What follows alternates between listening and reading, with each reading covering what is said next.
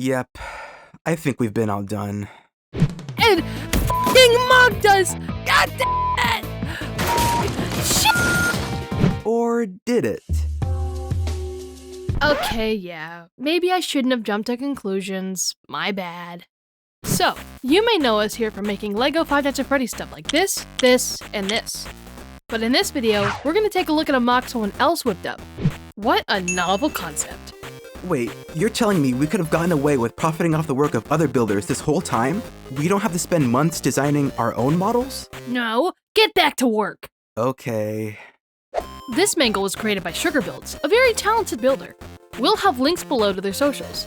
Earlier this year, we saw this beauty appear on Rebrickable, so we knew we had to make a video on it and compare it with our Lego Mangle. Is it better in almost every way? Did it make us crash out and want to cast our version of Parts and Service? Maybe. Let's find out.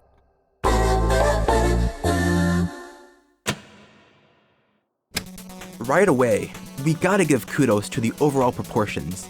The size of the heads, length of the limbs, shaping of the hands and feet. It's pretty faithful to the in-game appearance and doesn't feel blocky or simplified, which is even more impressive at this scale. I think this is based on her VR appearance. She's even posed like the VR render of the promo images, but Sugar Builds decided to make Mangle's bow magenta, which is weird, as it's only been shown this color in the movie. I like it, but we gave ours the base game / AR treatment with a red bow. Even still, not every detail is like the VR version, so I don't know. It's a combination, it's a mix, it's a Mangle if you will. The head's a huge highlight, of course.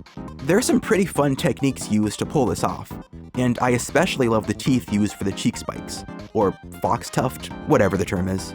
These Technic ball ends give so much definition to the cheeks too. That mastery continues to the eyes where, excuse me, lashes? In this economy? Mad props, or I mean, binoculars. We used a similar technique on our Circus Baby mock. The jaw is so good too, it can open super far, which is great. And Mangle's pearly whites are looking spiffy. I love how both endos share the same teeth as well. Great touch. Speaking of the endo head, the use of all these decorative bits as wires is actually genius, and the overall look is amazing. But I don't love the way the teeth are connected. Very sus. The mouth can open and close, but it's not very easy, and the pieces get misaligned after a couple of uses. Subbing them out for these modified plates fixed some of the issues. It can move super easily, and I'm less worried about them getting bent out of place. I guess the downside is that it juts out less, so it's not as accurate. Then the torso. Wow. I keep saying it, but very faithful to her real appearance. The shaping of the segments is perfect. We found the build to be a little frustrating though. We kept having to respace the segments every time we added something on. Also, the joint at the base is a great touch for a bit of articulation, if it stays together. The hands are simple but extremely effective, and they're both right hands. Nice touch. All the endo segments look great and have a good range of posability. Nice use of that valve piece all throughout. The upper leg segment has this very unorthodox connection, if you can even call it a connection. It just kinda hugs it. Finally, let's touch on the feet. Whoa, boundaries. Relax, Mangle gave me permission. Isn't that right? You just used your hand to... never mind. These endo dogs are surprisingly detailed, especially near the back with the bolts. These toes love to fall off though, which is unfortunate. The right foot... right foot? Okay, Joe, right foot green. You put your right foot in, right foot out, right foot creep. The white foot looks about perfect. Love that subtle slope all the way up. By the way, if you notice the platform beneath Mangle, that doesn't come with the model, to be clear. That's our own design, just to give it a bit more support and display presence. It's not necessary though, it stands okay on its own. You saw some of the build we time-lapsed in the background. After sorting the pieces, it only took about the runtime of the Angry Birds movie, free to watch on YouTube by the way, to build. The instructions were clear and it was a pretty smooth process, for the most part. I messed up, and I thought it needed a bunch of these extra pieces, but it actually just needed this 1x2 bracket. Ugh, because I thought the parts list was wrong, but I was wrong. The instructions have you cut up some black paper to stuff in the eyes, which is fine. There's really no other way to get pupils at this scale. But since I'm an insufferable purist, I cut up a Lego sticker, which now that I say it is not really a purist behavior, is it? But stability is where this thing falls apart, literally. Some of these connections are marshmallow and toothpick tier. You need to handle this thing like it's fine china, locked up in your grandma's cabinet which tremors every time you set the table for dinner. And maybe she'll take it out once a year for Easter Sunday dandelion tea.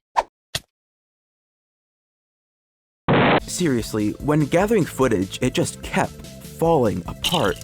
Sometimes it was my fault, but other times I was just trying to show something off and yeah. The torso is a common failure point when trying to pose her. The limbs are putting pressure on the segments and at times the connections are just not robust enough to withstand that bowing. And it's held together only by the 2 bars at the back, there's no inner beam or anything. I said while building, this is a kind of model that's like pose for the photo, worry about the stability later. And that's valid, honestly. It's fine to design a MOC that's presentation over structural integrity. How often are you gonna handle it anyways? Especially at this scale, I completely understand that you've got to get intricate and a little sketchy to pull off some of this amazing shaping. In any case, Mangle is such a top-heavy design that I wonder if it's even possible to make one that can hold itself together. Blame Scott Kaufman and not the builders who try to make her design work IRL. This clear bar here and the more static pose of the neck segment is actually a really clever technique to hold up the head, but I can't excuse the way the segments are connected to the body. By a single stud. Ouch. Same goes for the legs. These small ratchet joints always pop off. Could be my bad though. Some of these parts were used, and the ratchet joints are especially known to wear quickly. TLDR, you just gotta be careful. Sourcing the parts was surprisingly cheap, by the way. The cost of all the parts is about 60 USD, and we already had 30% of the pieces, so do the math. Very affordable. Here it is next to the Jazzwares Endo Series Mangle for good measure. The Lego one is twice the size, but somehow not twice the price. Seriously, why do they put this in a 2-pack with a lazy recolor and sell it for $40? There are all these cool costumes from AR, but no. Let's just paint the same old black and call it a day. And the articulation isn't what it's cracked out to be either, but that's way besides the point. The real comparison you want to see is versus our Mangle, so let's have them duke it out. Let's get this out of the way first, because looks-wise, Sugar Build strangles our Mangle. This was the first MOC we ever designed, and it shows. It was just for me, and I never thought I'd be seen by that many people. It's way below our standards now. That's why we don't sell our instructions. You guys would be horribly disappointed, trust me. Our Mangle may be larger, but Sugar Builds has us beat in detail. Like, I think our head looks fine, but it probably uses 2 times the pieces and looks so flat and blocky in comparison. I was completely allergic to snot techniques. And we painted these frames around the eyes pink instead of going for a different technique? Oof. And I'm over here criticizing their choice of connections when ours uses mixel joints. Brother, those things can't even hold up a feather. How did I ever expect it to hold up the heads? So our trash pile needs an acrylic stand. I'd say the limbs are comparable. Not in terms of stability, God no, but in terms of texturing. I'm still really proud of the upper legs, for instance. For the wires, instead of getting clever with Lego elements, we gave up and just used plain old string sandwiched between plates. At least we learned quickly and switched to hair cords, hot dogs, and telephones on future MOCs. All the appendages on Sugar Build's version feel so much meatier and are much more accurate than our puny hands and feet. And ours are way too small compared to the head. I think we're beating proportions as well. Our Mangle's tail is still legendary though. Just look at that thing bounce. And I still really like our Endo Buddy. At least the jaw moves and holds itself together.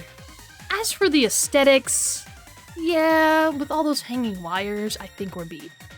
Then the torso. Oh my god, what were we thinking with the 4 vertical bars on the front? And our crossbars are just not well shaped. But at least it holds itself together. And hey, at least the hand up here can wave. Take that. Dang it. Yeah, that's also good. Man, it's crazy that in our original video we were so confident to show side-by-sides when some of the details were so blatantly wrong. Especially that torso, yeesh. I know this comparison felt like Hydrogen Bomb versus Coughing Baby. Hold on, that's not right. Coughing Baby versus Coughing Baby. But like, we're honestly glad to see someone make a better looking version. We love Mangle. Mangle deserves this. And hey, who knows? Maybe we'll throw in our hat again and remake Mangle someday. Someone already beat us to it, actually. Wolf in Sheep's Leather let us show off their improvements to our Mangle. We showed off their Springtrap on the channel before, which was released since then, so go check it out. But they made some promising changes, reshaped the head, reshaped the endo, made some of the joints a little stronger, and made some other small cosmetic changes. I don't love every change, but it's definitely a step forward, and now I really want to remake her someday. Only after the 37 other characters you want us to make. I think the perfect Lego Mangle has yet to exist. Sugarbuild's version is really close to greatness, and there are still parts of ours that I like, but ultimately, peak remains to be seen. I know this isn't our typical kind of video, but I wanted to try something new. Shout out a fellow creator, show off a great MOC, get something out between our big videos. And let us know if you want to see more videos like this. Of course, we still got our own MOC coming. We're cooking up a Freddy that'll be out later this year. Fingers crossed. Subscribe so you don't miss it. Until then, see ya!